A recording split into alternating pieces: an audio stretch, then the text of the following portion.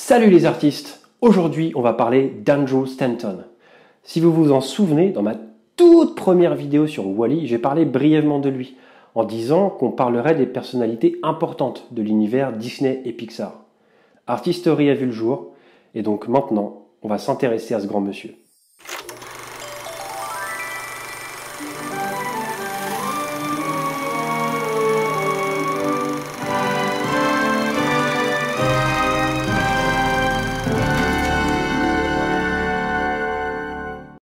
Andrew Stanton est né le 3 décembre 1965 à Rockport, dans le Massachusetts. Il a grandi en voulant devenir un artiste, que ce soit avec le dessin, la musique ou la comédie. Il était un garçon créatif. Il aura d'ailleurs joué dans plusieurs pièces de théâtre quand il était encore au lycée. Il raconte « J'étais le genre de gamin qui dessinait toujours à l'école, mais je prenais jamais l'école au sérieux. J'ai vu un prospectus orange fluo dans le bureau du CPE. Je l'ai pris et c'était pour CalArts. J'ai eu énormément de chance de tomber sur cette brochure, parce qu'une fois que j'ai vu qu'il y avait une école créée par Walt Disney qui nous apprenait à animer, j'étais accroché à cette idée. » Il dira également beaucoup plus tard qu'en tant qu'étudiant, il n'était pas brillant, il était tout juste moyen, et que presque tous les élèves étaient de bien plus gros travailleurs et de meilleurs élèves que lui. Mais qu'il avait une chose précise en lui, sa créativité. Et qu'une fois qu'il s'était attelé à travailler très dur avec sa créativité, il aura tout réussi. Il n'était pas le plus talentueux, mais justement, la persévérance apporte beaucoup plus que le talent. Et tout le monde peut réussir avec la persévérance.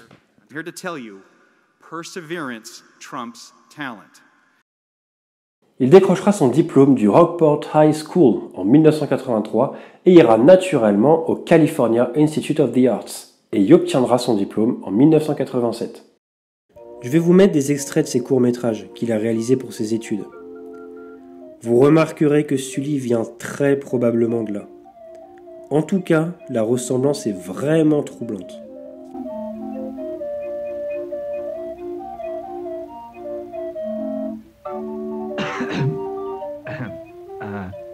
Excuse me. This is a story about a little boy named Melvin. Now, Melvin was like most storybook children. He had no friends, and his parents totally ignored him. So being the ostracized child that he was, he had no choice but to spend all of his time in front of the television set. Now, one day, while Melvin was watching his favorite TV show, a funny thing happened.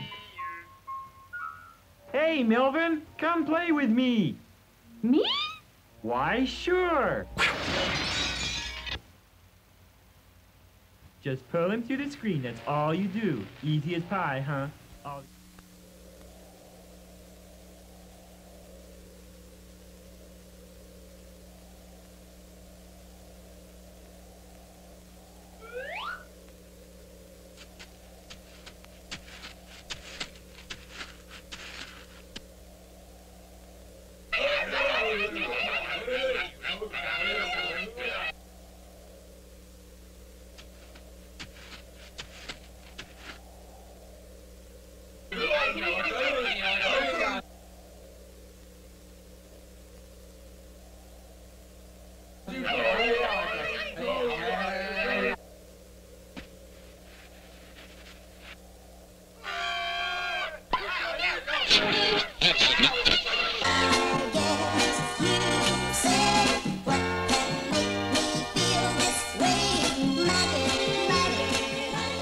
C'est donc diplômé qu'il commence tout de suite comme animateur chez Croyer Films, studio qui fermera ses portes en 1994, puis pour Bakshi Hyde Ventures dans la série Mighty Mouse The New Adventures à la toute fin des années 80.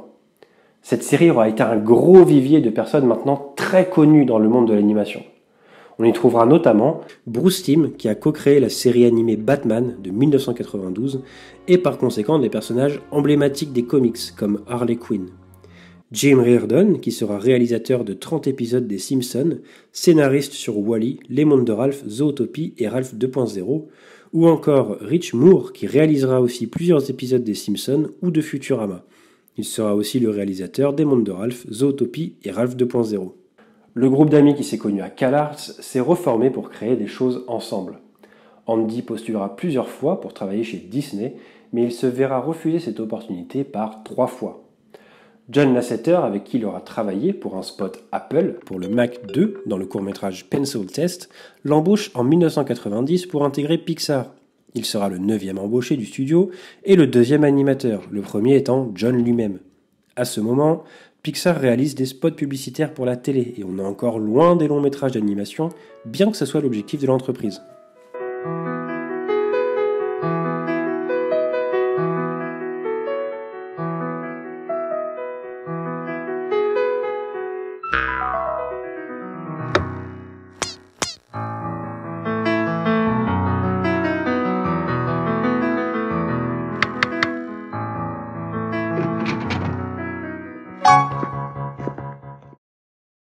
Alors que le studio se lance dans le projet Toy Story, Andrew Stanton arrête l'animation et, par la force des choses, ira dans le côté narratif des films.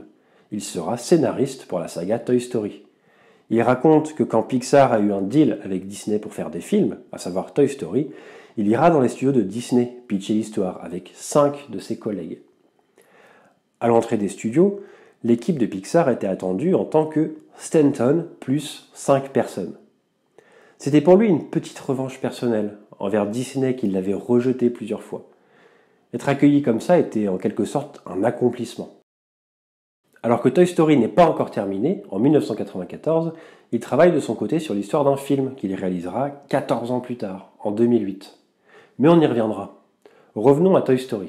Alors que Joss Whedon a écrit un premier jet de l'histoire et après qu'il soit parti pour un autre projet, Andy reprendra entièrement l'histoire et changera tous les dialogues sans que personne ne le lui demande. Il avait envie et de toute façon, personne n'allait pouvoir l'empêcher de le faire. Si on lui disait que son histoire était nulle, il n'était pas payé pour ça, donc au pire il s'en foutait. C'est comme ça qu'il a commencé à écrire des histoires. Il sera ensuite scénariste et co-réalisateur aux côtés de John Lasseter sur le film Mille et une pattes. Il sera très souvent multitâche, à savoir scénariste, réalisateur ou producteur. Il travaillera comme scénariste sur le film Toy Story 2 ou Monstres et compagnie, dont il est à l'origine de l'idée d'alimenter la ville de Monstropolis avec le cri des enfants. Puis, du Monde de Nemo qu'il réalisera. Dans ce film, il nous raconte plus ou moins sa vie. En effet, il était un enfant prématuré qui, d'après les médecins, n'allait pas survivre. Mais la vie lui a donné une seconde chance. C'est l'histoire de Nemo qui a failli ne jamais vivre, mais qui survivra quand même à cette attaque de barracuda et aura sa seconde chance. Il nous racontera aussi sa vie de jeune père et de son côté surprotecteur envers son premier enfant et à quel point ça a nui à créer une relation saine entre père et fils. Enfin, il réalisera et scénarisera ce fameux film qu'il a commencé à écrire 14 ans plus tôt, Wall-E. Il confiera ce qu'il a voulu raconter dans ce film. Pour lui, le monde est une machine maintenant et les gens ne sont plus intéressés par les autres personnes. Le plus grand commandement que le Christ nous a donné est d'aimer, et ce n'est plus toujours notre priorité.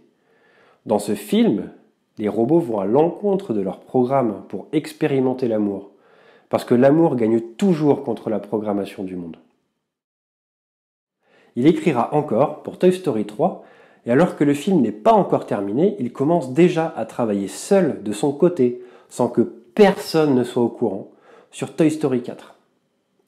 En 2012, il sera pour la première fois réalisateur d'un film en prise de vue réelle, dans John Carter. Il raconte qu'il a voulu essayer, parce que ce n'est pas du tout pareil qu'un film d'animation. C'est à l'antithèse même. C'est beaucoup plus spontané, contrairement à un film d'animation où il faut absolument tout réaliser, créer ou contrôler. Il n'y a pas de place pour l'interprétation dans l'animation. Il sera de nouveau en charge de réaliser un film dans Le Monde de Dory, puis scénariste de Toy Story 4. À la base, l'équipe de Toy Story 3 ne voyait pas l'intérêt de faire une suite avec le 4e volet.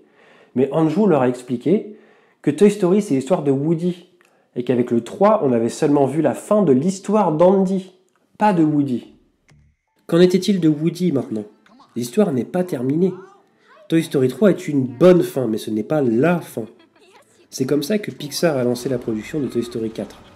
Un membre de l'équipe dira d'ailleurs que maintenant les enfants d'Andrew sont partis à l'université. Et il y a de ça dans l'histoire. Qu'est-ce que tu fais de ta vie quand tu as déjà tout fait correctement, mais que la vie n'est pas terminée? Tu dois te réinventer, et c'est ça l'histoire de Toy Story 4. Je dois avouer qu'en y repensant, il n'a pas tort. Toy Story 3 est la fin parfaite, mais ce n'est pas la fin de l'histoire de Woody. Il dira aussi que depuis le début, il voulait faire le 4 pour ramener Bo Peep dans l'histoire. You know, you've handled this lost toy life better than I could. Il est à ce jour le vice-président créatif de Pixar, autant dire qu'il est très important au sein du studio. Maintenant que John Lasseter n'est plus là, pour les raisons qu'on connaît, il est selon moi une des personnes les plus importantes de par son passé et son implication dans le studio. Il pourrait tout autant que Pete Docter être le directeur de Pixar. Mais c'est qu'un avis personnel. Il aura travaillé sur tous les films Pixar, de près ou de loin, et même dans des films Disney comme Zootopie, Ralph 2.0 ou La Reine des Neiges 2.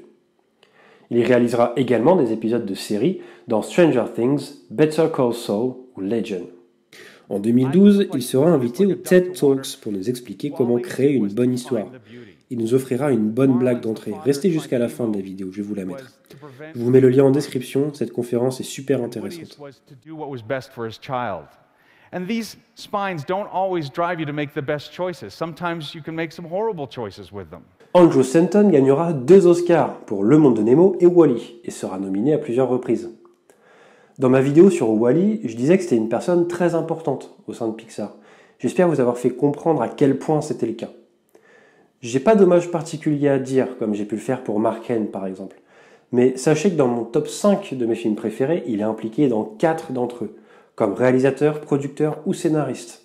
Autant dire que son travail résonne en moi. Je pense que si j'avais la chance de rencontrer une personne vivante de chez Disney ou Pixar pour échanger un peu avec, il serait le premier sur ma liste. J'espère que cette vidéo vous aura plu et que vous en aurez appris au moins un petit peu sur Andrew Stanton. N'hésitez pas à mettre un pouce bleu, à commenter, partager, vous abonner, ça fait extrêmement plaisir. Et en attendant la prochaine vidéo, je vous souhaite une bonne journée et à bientôt.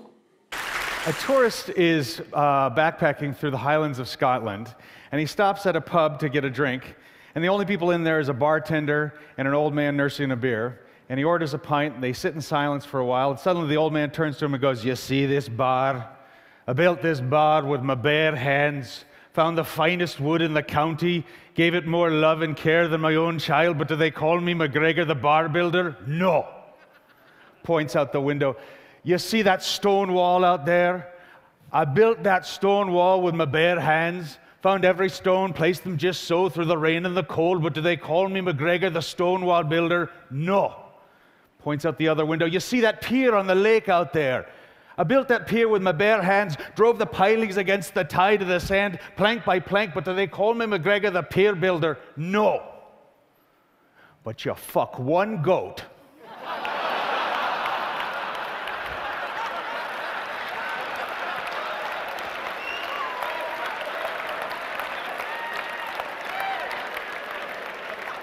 Storytelling is joke telling.